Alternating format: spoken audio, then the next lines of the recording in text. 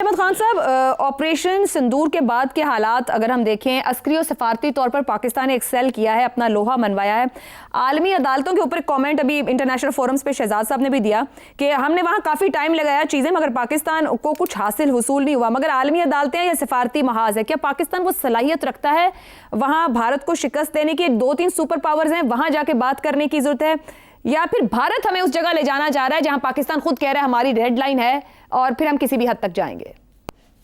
अच्छा, आलमी जो भी मैकेनिज्म होते हैं ना, इस तरह के मुआहदे जो होते हैं उनको डिफेंड करने के लिए, वो हमने तारीखी एतबार से देखा है कि वो कभी भी मौसर, एक हद से ज्यादा मौसर नहीं होते। खासतौर पर अगर एक ताकतवर फरीक इन मुआहदों का जो है वो अगर इस बात के ऊपर डट जाए कि नहीं उसने कुछ करना है, तो फिर उसको रोकना बहुत मुश्किल होता है। देखिए, JCPOA आपके सामने एक बहुत बड़ी मिसाल है किस तरह से यूनिलैटरली इसको खत्म करके ईरान के ऊपर हमला किया गया, सिर्फ इस वजह से कि अपनी ताकत पर घमंड था अमेरिका को, और वही अब हमें भारत में भी नजर आ रहा है।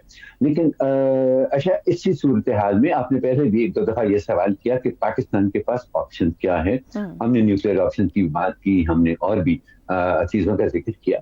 मैं यहाँ पर एक सवाल उठाना चाह रहा हूँ कि अगर आप किसी भी तरक्की याफ्ता मुल्क को जिसने अपनी ज़राअत पर तवज्जो दिया और उसको डेवलप किया है, अगर आप उसको देखें तो सबसे पहली चीज आपको क्या नजर आती है कि जितने यूनिट अनाज वो मुल्क जो है आज से 20 साल पहले वो 100 लीटर में उगाता था, उतने ही यूनिट अनाज या उससे भी ज्यादा वो आज सिर्फ 20 लीटर में उगा रहा है, modern technology, modern agricultural techniques इस्तेमाल करके। तो मैं ये सवाल यहाँ पर उठाना चाहता हूँ कि हमने अपनी ज़राअत के लिए क्या किया। देखिए, ये न्यूक्लियर ऑप्शन वगैरह की बात करना बहुत आसान होती है ऐसा, but do you actually see them playing out? Worst case scenario अगर आप ले लें, फर्ज करें कि जो भारत आज जितने भी अपने प्रोग्राम बना रहा है और जितने भी उसके डेवलपमेंट प्रोजेक्ट्स ये इस नियत से वो बना रहा है कि पाकिस्तान में पानी का एक कतरा भी ना जाए, फर्ज कर लें कि वो मुकम्मल हो जाते हैं वो सारे के सारे, आपका ख्याल है इस खित्ते के अंदर जौहरी जंग शुरू हो जाएगी उसके बाद? और अगर वो हो गई तो उसका नतीजा क्या होगा? सो आई थिंक कि इसके लिए अगर आप एक वाइबल सोल्यूशन की बात कर रहे हैं तो सबसे पहले तो आप अपनी ज़राअत पर तवज्जो दें। ये जो गन्ना होगा कि हमने बेड़ा गर्क किया हुआ है अपनी ज़राअत का, सिर्फ इसलिए कि 80 से 90 शुगर मिलने हैं यहाँ पे जिनका पेट भरना जरूरी है, चाहे उसका इकोलॉजिकल और एनवायरमेंटल डैमेज या एग्रीकल्चरल डैमेज जो है वो कुछ भी हो, जरा इसके ऊपर तवज्जो दें, नजरसानी करें, मॉडर्नाइज करें अपने एग्रीकल्चर को। हमने जब इंडिया ने हमारे पर पहलगाम के बाद हमला किया तो वो 4 दिन की जो जंग थी, क्या हमने न्यूक्लियर ऑप्शन उसके अंदर इस्तेमाल किया? नहीं, हमने ऑल्टरनेट मिलिट्री टेक्नोलॉजी के जरिए उसको शिकस्त दी। क्या यही अप्रोच हमारी यहाँ पर नहीं होनी चाहिए कि हम अपनी ज़राअत को इतना ज्यादा मजबूत कर लें? आमिर अहमद खान साहब बिल्कुल दुरुस्त कह रहे हैं, इसमें तो कोई दो राय हो ही नहीं सकती कि हमें बहुत कुछ करने की जरूरत है अपनी ज़राअत को लेकर, इवन रिसर्च से लेकर इनोवेशन की तरफ जाने पर। मगर जो असल हमारा मामला हमसाये के साथ है, जहां वो हमारा पानी एक मुआहदे के नीचे रोक कर बैठा है, इन दो को आपस में तो किसी तरीके से नहीं कंपेयर किया जा सकता है। एब्सोल्युटली किया जा सकता है आयशा, कि वो थ्रेट का लेवल जितना ज्यादा होगा, अगर इस वक्त जिस तरह से आप पानी बहाव ज़राअत कर रहे हैं अगर वही रहेगी, तो वो उस पानी का छोटा सा हिस्सा भी अगर भारत रुकेगा तो नुकसान बहुत ज्यादा होगा। अगर आप अपनी ज़राअत को मॉडर्नाइज कर लें तो फिर भारत को जितना पानी हमें एक्चुअल नुकसान पहुंचाने के लिए जितना पानी रोकने की जरूरत होगी, शायद उसके अंदर वो सलाहियत ही ना हो, शायद उसके अंदर वो काबिलियत ही ना हो, शायद उसको ऐसा करने में 20-25 बरस और ज्यादा लग जाए।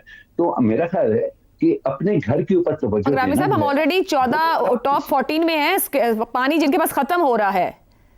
आप बिल्कुल ठीक बात उस पर कह रहे हैं, लेकिन हम ये इजाजत तो नहीं दे सकते कि एक मुआहदे के नीचे उस मुआहदे को होल्ड करते हुए हमारे पानी को रोक लिया जाए। सिविलाइजेशन या दुनिया तो ग्रो ही पानी के सर पे करती है।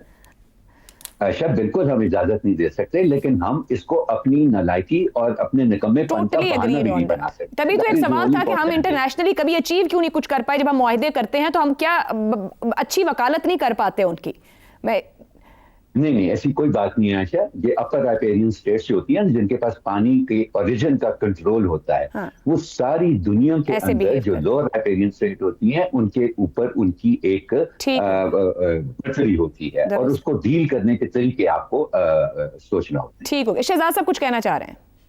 मैं सिर्फ ये कहना चाह रहा हूँ कि ये नहीं पता चलेगा ना कि कितना पानी कम कर दिया जाए तो फिर भी पाकिस्तान को अपनी ज़राअत बेहतर करके जिंदा रहने में पॉसिबल होगा।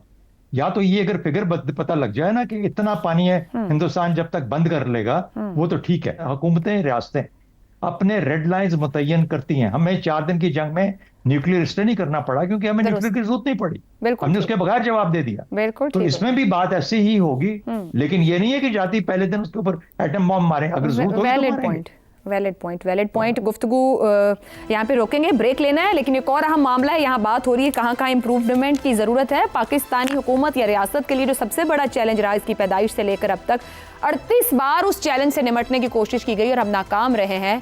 क्या अब कामयाब हो पाएंगे? इस ब्रेक के बाद गुफ्तगू करते हैं।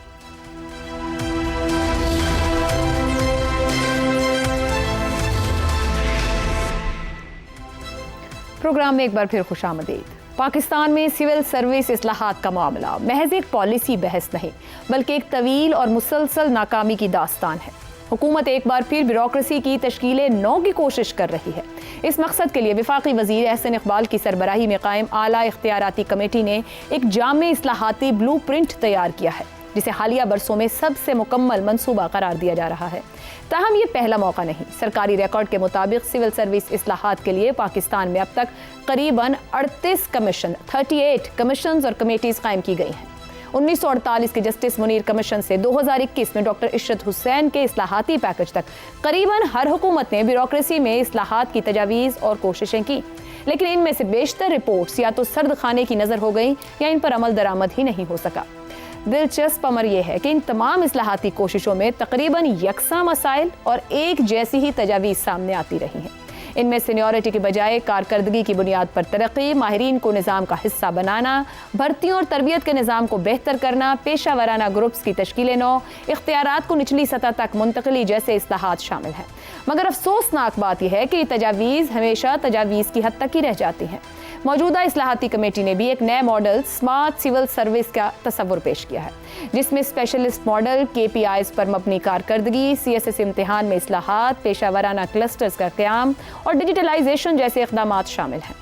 मगर माजी की तरह इस बार भी असल चैलेंज तजावीज़ नहीं है बल्कि इन पर अमल दरामद है। माहिरीन के मुताबिक ब्यूरोक्रेसी की इदारा जाती मुज़ाहिमत, कानूनी पेचीदगियाँ, सियासी क़यादत का गैर मुस्तकिल अज़्म और हुकूमतों की बार बार तब्दीली वो बुनियादी वजूहात हैं जिन्होंने हर इस्लाहाती कोशिश को नाकाम या तात्तुल का शिकार बनाया। यही वजह है कि बेहतरीन मंसूबे भी फाइलों तक महदूद होकर रह गए।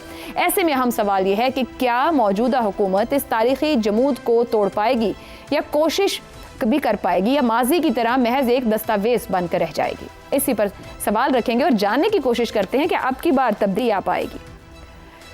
ब्यूरोक्रेसी में इस्लाहात 1948 से अब तक 38 बार नाकाम कोशिश, अब हुकूमत का स्मार्ट सिविल सर्विस मॉडल लाने का फैसला, क्या अब की बार मुमकिन हो पाएगा? जैगम साहब। जो एहसन इकबाल साहब हैं ये अपनी वालदा की दुआओं की वजह से वज़ीर हैं, वरना इनसे ज़्यादा मासूम सियासतदान पाकिस्तान की पूरी तारीख़ में नहीं आया। कुछ 13 साल से तो कम से कम ये सिविल सर्विस रिफॉर्म को लगे हुए हैं।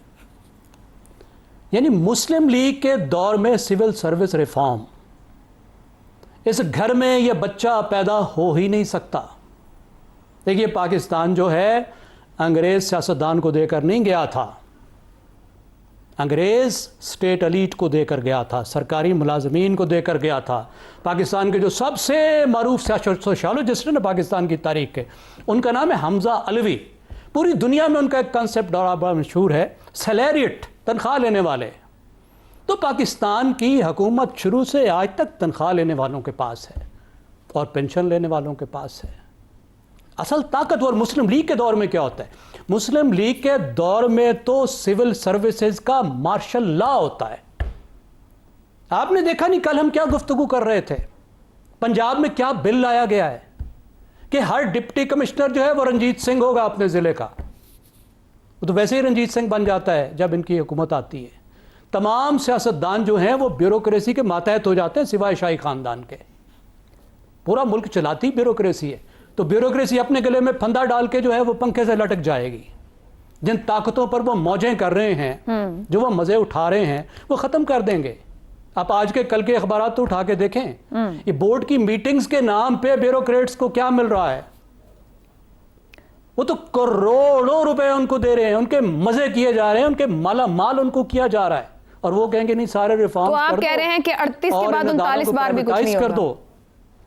ठीक जी बिल्कुल नहीं, मुझे जीरो उम्मीद है, लेकिन साथ ही मैं आपको ये बता दूं, हाँ, ये मुल्क चल ही नहीं सकता, इस बिना मुल्क की तब्दीली। मईशत चल ही नहीं सकती ठीक जब हो तक गया। कि आप गवर्नेंस को रिफॉर्म ना करें। और गवर्नेंस के रिफॉर्म का पहला मतलब सिविल सर्विस रिफॉर्म है। ठीक हो गया सिर्फ जरा। आखिरी में एक फिगर आपको दे दूं, देखिए IMF ने कहा कि आप गवर्नेंस के रिफॉर्म करेंगे तो 6% GDP हर साल बढ़ जाएगी, जो बनती है $24 बिलियन, यानी 7 ट्रिलियन रुपए हर साल पाकिस्तान की मईशत में आएंगे, लेकिन ये होगा नहीं। ये होगा नहीं।